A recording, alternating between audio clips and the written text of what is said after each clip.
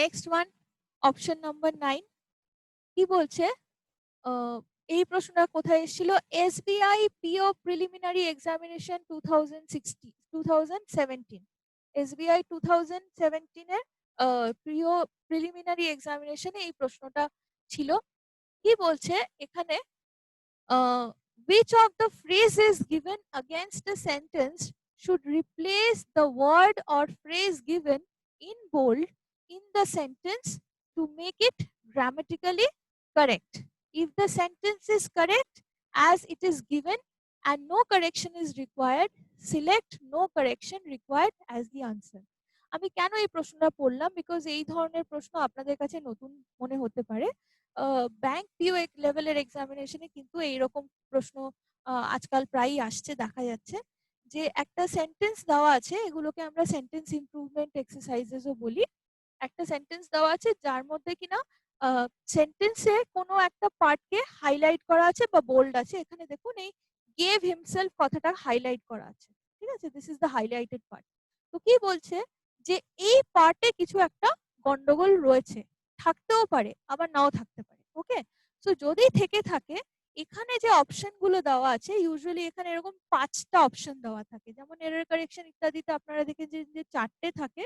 এই ক্ষেত্রে অনেক ক্ষেত্রে 4টেও থাকে, আবার অনেক ক্ষেত্রে বেশিরভাগ ক্ষেত্রে 5টা থাকে, যার মধ্যে প্রথম 4টেই থাকে যে যদি এটা ভুল হয়ে থাকে তাহলে তার রিপ্লেসমেন্ট হিসেবে সঠিক অপশনটা। আর যদি ইন এনি কেস এটা ভুল নাই থেকে থাকে, মানে এটা যদি ইন ইটসেলফ কারেক্ট হয়ে থাকে এই হাইলাইটেড পার্টটা, তাহলে what you are going to choose is no correction required, এই অপশনটা। Okay, so be very careful while reading these questions, কেননা প্রশ্নটা অনেক সময় আমরা বুঝতে পারি না, তাই আমরা ঠিক উত্তরটা দিই না। বি ভেরি কেয়ারফুল, যখনই আপনারা যেই পরীক্ষায় বসছেন না কেন, প্রশ্নটা অবশ্যই খুব ভালো করে পড়বেন, বুঝবেন, তার মানেটা বোঝার চেষ্টা করবেন। এরকম না যে এরর কারেকশন পেলাম, আমি পার্ট বাই পার্ট একটু একটু করে করব, বা ফিল ইন দ্য ব্ল্যাঙ্কস আছে তো আমি পড়তে পড়তে যাব, যেটা হবে সেটা বসিয়ে দেবো। সেটা পড়লে কিন্তু মোস্ট অফ দ্য টাইমস দেখা যাচ্ছে যে ভুল হয়ে যাচ্ছে, এবং that is not the correct way of doing such exercises. প্রথমেই আমি যেটা বলি যে আগে পুরো প্রশ্নটা পড়ে নিতে হবে, বুঝতে হবে, তারপরে আবার পড়তে হবে, সেকেন্ড টাইম পড়তে হবে, whether it is an error correction or something like this, or fill in the blanks kind of a thing or anything, দুবার পড়বেন, প্রথমবার বোঝার জন্য, এবং তার পরের বার তার মধ্যে এরর কি হবে বা পসিবল কারেক্ট অপশন কি হবে ইত্যাদি এগুলো জানার জন্য। তো এখানে সেন্টেন্সটা কি বলা আছে? We were credibly informed that the con man has gave himself to the police. We were credibly informed that the con man has gave himself to the police. বলতে কি চাইছে? প্রথমে আমরা জাস্ট বুঝবো সেন্টেন্সটা কি বোঝাতে চাইছে।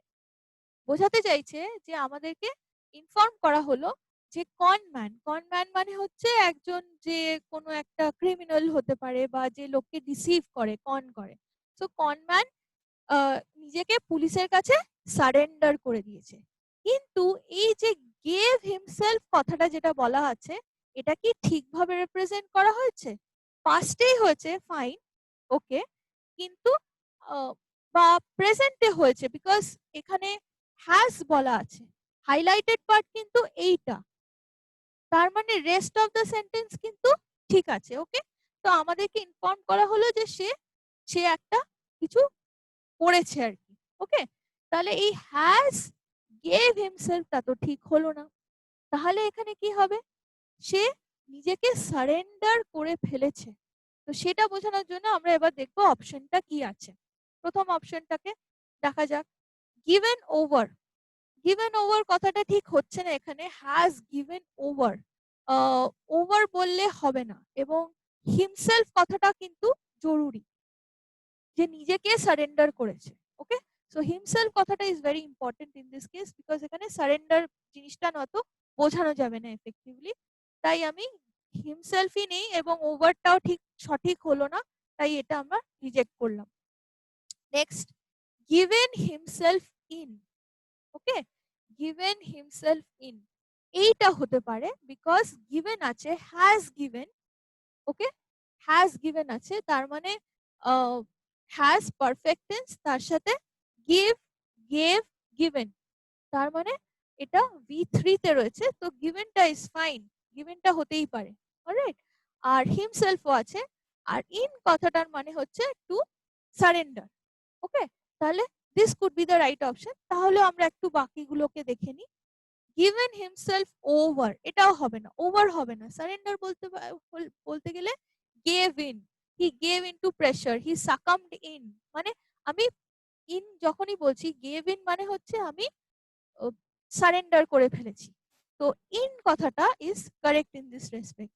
Are given himself up, gave up মানে হাল ছেড়ে দেওয়া, গেভ আপ মানে হাল ছেড়ে দেওয়া, এবং গিভেন আপ হবে না এই ক্ষেত্রে। তার মানে কোনটা সঠিক হলো তাহলে? এই গিভেন হিমসেলফ ইনটা will be the correct option. Okay, তাহলে এটা প্রেজেন্ট পারফেক্ট টেন্সে রয়েছে।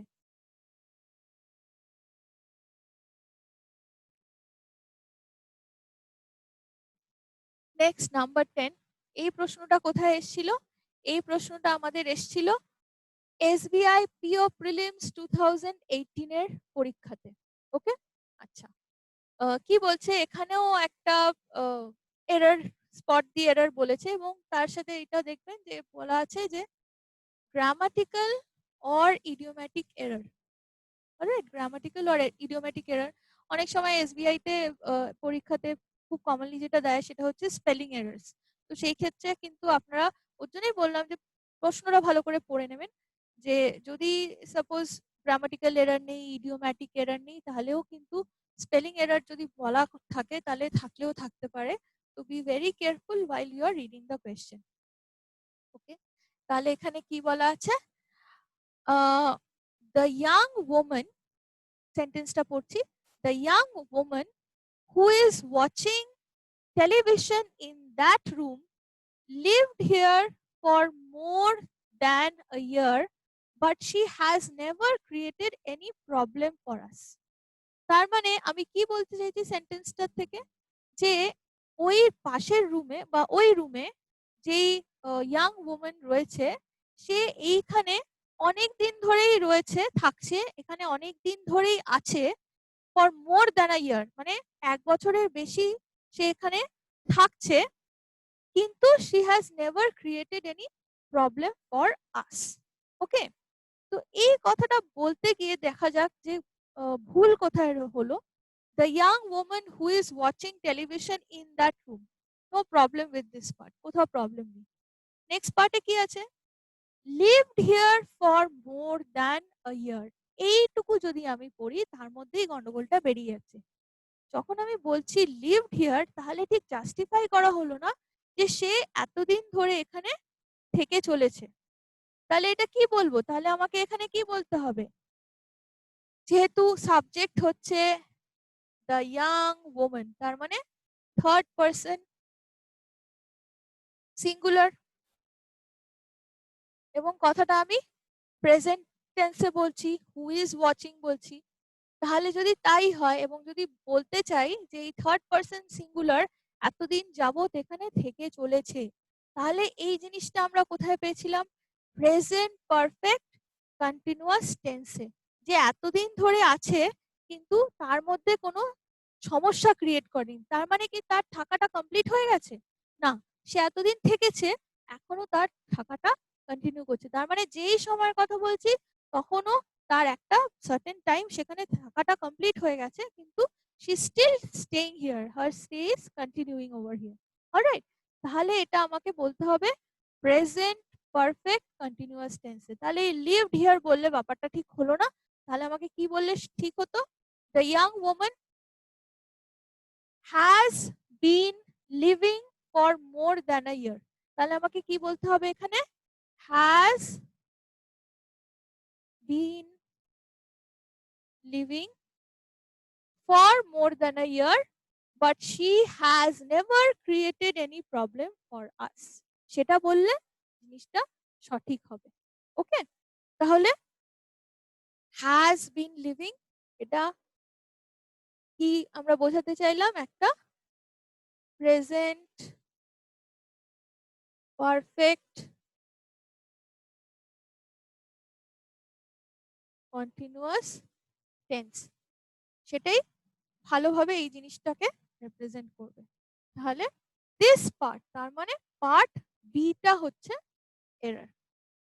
অলরাইট, সো যেই পার্টে আছে আপনাদেরকে এত কিছু লিখে দিতে হবে না, বাট আইডেন্টিফাই করে নিলেই হয়ে গেল। But to make you understand, this is the correct option that should have been here, not lived here. All right, okay.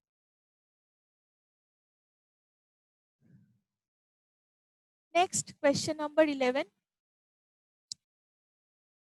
এই প্রশ্নটাও এসেছিল এসবিআই পিও প্রিলিমিনারি এক্সামিনেশনে 2018। ওকে, আচ্ছা কি বলছে, একটা अगेन একটা পার্ট যেটা গ্রামাটিক্যালি সরি,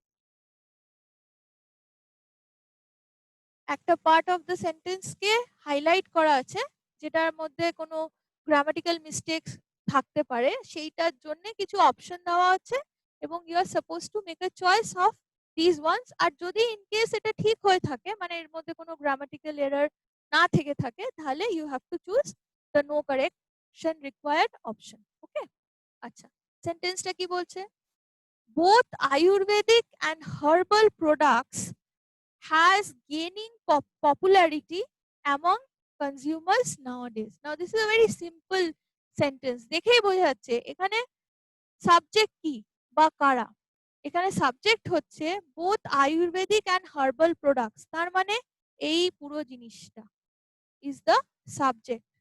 ওকে, তাহলে আমি কি একটা জিনিসের কথা বলছি, তার মানে সিঙ্গুলার সাবজেক্ট এখানে? No, we are speaking about two things, বলাই আছে বোথ। তো বোথ প্রোডাক্টস, তার মানে এখানে হচ্ছে থার্ড পারসন প্লুরাল। তো যদি থার্ড পারসন প্লুরাল হয় তাহলে কি হ্যাজ হবে? হবে না, তার মানে এইটাতে গন্ডগোল আছে। যেহেতু এটা হাইলাইটও করা আছে, প্রথমে আমরা দেখে নিলাম যে এটার মধ্যে কোনো সমস্যা আছে কি নেই। তো দেখা যাচ্ছে যে সমস্যা আছে, তাহলে এইটা প্রথমেই বাদ হয়ে গেল, নো কারেকশন রিকোয়ার্ড অপশনটা। তাহলে এবার দেখতে হবে যে চারটের মধ্যে থেকে কোনটা সঠিকভাবে বসবে। তো আমরা অপশন দেখার আগেই সেটা করে নিতে পারবো with our existing knowledge. How? বলা আছে যেহেতু থার্ড পারসন প্লুরাল নাম্বার, এবং কি বলতে চাইছে যে তারা অলরেডি পপুলারিটি পেয়েছে, তাই তো? তারা অলরেডি পপুলারিটি পেয়ে গেছে। তো যদি আমরা সেটাই বলি, ওকে, আমরা যদি সেটাই বলি, তাহলে আমাদেরকে কি বলতে হবে? একটা হ্যাভ দিয়ে কোনো সেন্টেন্স করতে হবে, বিকজ তারা অলরেডি পপুলারিটি পেয়ে গেছে। এবং সেটা কি হবে? নাওয়াডেজ বলছে, তার মানে এখনকার সময়ে কথা হচ্ছে, প্রেজেন্ট টেন্সে হতে হবে। তাহলে হ্যাজ হবে না, হ্যাভ হবে। হ্যাড হবে না, পাস্ট টেন্স হয়ে যাবে। তাহলে হ্যাভ দিয়ে কোনো একটা কিছু দেখতে হবে, ঠিক আছে? এবং সেটা এমন একটা কিছু হতে হবে যেটা আমার প্রেজেন্ট টেন্সেও হচ্ছে, আবার সঠিকভাবে বুঝিয়েও দিচ্ছে। ওকে, তাহলে কি কি আছে option? Both products have gain popularity, এটা হতে পারে। ওকে, অপশন 1 এ যেটা রয়েছে have gain popularity among consumer nowadays, তাহলে this is our correct option. প্রথমেই আমরা পেয়ে গেলাম, তাও দেখবো বাকিগুলো কি ছিল। প্রোডাক্টস ইজ গেইনড হবে? হবে না, একটা এখানে ইজটা হবে না, প্লুরাল আছে। তারপরে আবার ইজ এর পরে গেইনড আছে, সেটাও হবে না। আচ্ছা, তারপরে হচ্ছে উইল হ্যাভ গেইনস, এটাও ভুল। তৃতীয়টা ইজ বিং পপুলার, সেটাও হবে না, কেননা প্লুরাল আছে না, তাই ইজ তো প্রথমেই ক্যান্সেল। তাহলে hour correct option will be this one, have gain popularity. ওকে,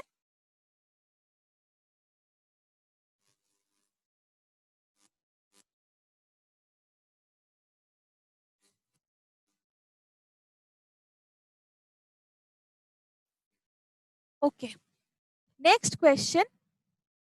এই কোয়েশ্চেনটা আমরা পেয়েছি কোথায়?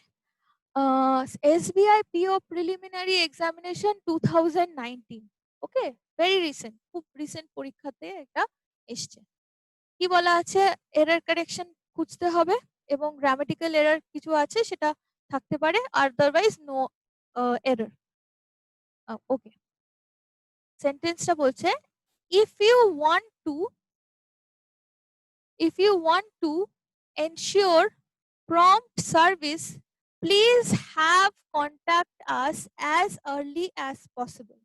তার মানে বোঝাতে কি চাইছি যে আপনারা যদি প্রম্পট সার্ভিস পেতে চান তাহলে আমাদের সাথে তাড়াতাড়ি as soon as possible যোগাযোগ করুন। তো এই ক্ষেত্রে আমি বলবো যে এই হ্যাভ কথাটার কি দরকার ছিল? Was this necessary? এটার কি কোনো প্রয়োজন ছিল? আমরা তো এমনি বলতে পারতাম, if you want to ensure prompt service please contact us as early as possible. তাই তো? এটা সিম্পল প্রেজেন্টে কথা হচ্ছে যে আপনারা যদি প্রম্পট সার্ভিস পেতে চান আমাদের সাথে যোগাযোগ করুন। তো দিস ইজ জেনারেলি আমরা বলছি যোগাযোগ করুন, এখনই যোগাযোগ করুন অথবা যোগাযোগ করা হয়ে গেছে এরকম তো কিছু না, বা যোগাযোগ হয়ে চলেছে, নাথিং অফ দ্যাট সর্ট। যোগাযোগ করুন প্রেজেন্টে আমরা কথাটা বলছি, তাহলে এখানে হ্যাভটার কোনো প্রয়োজনই নেই, কেননা এটা পারফেক্ট টেন্সের element, there is no need for this. Okay, তাহলে আমাদের অপশনটা কি হবে, যে কোন পার্টে আমরা এরর পেলাম, তাহলে সি তে। Okay, so C part has error in this case. All right.